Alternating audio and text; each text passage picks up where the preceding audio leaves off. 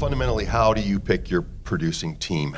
How do you look for and select members of your producing team? Because I think probably everyone out here would like to work with you in some fashion. And I'm just curious if you have a way you do it, or as an access point you have for it. How do you put your team together?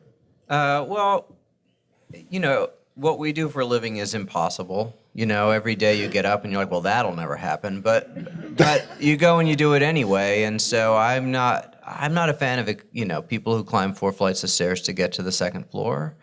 There's a certain. What do you mean by, I'm sorry. Well, like there's. It seems like everything's so dramatic and hard. I think we all need to accept that. It's about your resting heart rate. I think. And the fact that it's hard. And I'll say what we do. I was very interested in that first year to know how many days True Detective had, because there they were launching at the same time. They had 8 episodes that they made in 114 days. We had 10 episodes we made in 82 days. So we don't have that. We don't have that, hey, John, I just need to shoot for another month. That's not an ability that I have. We have a very strict schedule.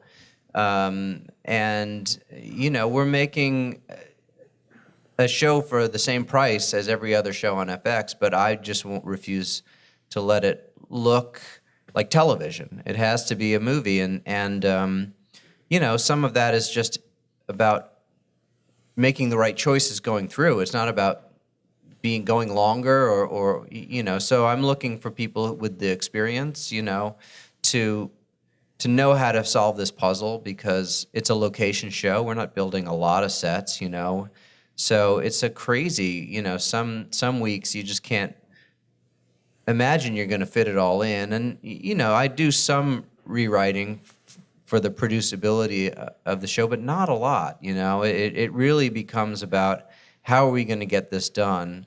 And so, I'm looking for very talented people. I'm looking for people with a good attitude and a good sense of humor and a team mentality. I'm a firm believer that we have to create an environment for our creatives, for the actors and the director and the cinematographer, where they don't feel the pressure, you know what I mean? And that we just want to do our best work and then go home to our kids, right? Like, that's my goal.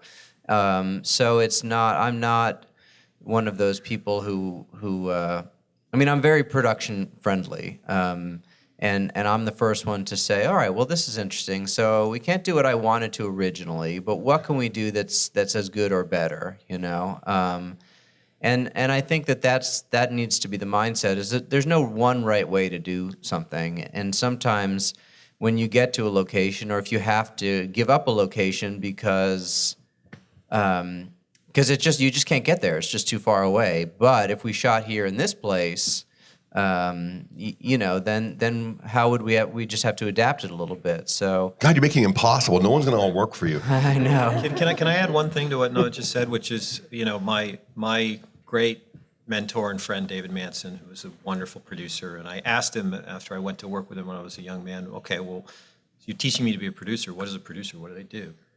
And he said, well, you could find 100 definitions about that, from the person, the first in and the last out, the person that finds the material, the person who's in charge of the financial responsibility. Right. There are many different ways to produce and many different kinds of producers. But David's definition is a producer is a person capable of making a safe space within a difficult environment for artists and storytellers and craftspeople to do the best work they're capable of.